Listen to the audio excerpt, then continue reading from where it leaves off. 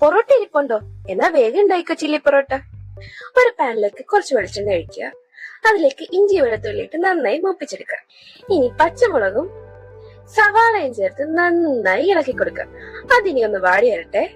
ഇത്ര സവാള ഇത്ര തക്കാളിപ്പഴം എന്നൊന്നും പറയാത്തത് ഓരോരുത്തരുടെ ഇഷ്ടല്ലേ എത്ര ഗ്രേവി വേണമെന്നുള്ളത്.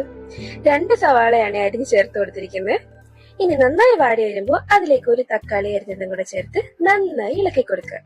ഇനി അതെല്ലാം നന്നായി വാടി പരുവത്തിലെത്തുമ്പോൾ ആവശ്യത്തിന് ഉപ്പ് ചേർത്ത് കൊടുക്കാം. പിന്നെ മഞ്ഞൾപ്പൊടി, മുളക് പൊടി, മസാലപ്പൊടി എല്ലാം ചേർത്ത് നന്നായി ഇളക്കി ആ പച്ചമുളകൊക്കെ ഒന്ന് മാറും.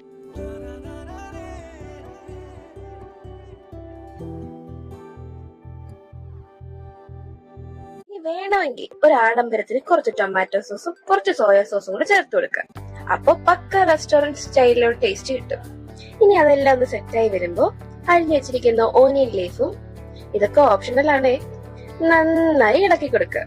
അതിലേക്ക് പിച്ചി ചീന്തി വെച്ചിരിക്കുന്ന നമ്മുടെ പൊറോട്ടയും കൂടെ ചേർത്ത് നന്നായി ഇളക്കി എല്ലാ സൈഡിലും ഒരുപോലെ മസാലയാക്കുക.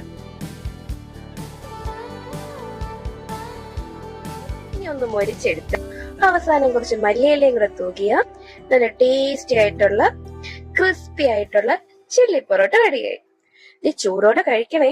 എന്നിട്ട് അഭിപ്രായം പറയാനും മറക്കരുത്.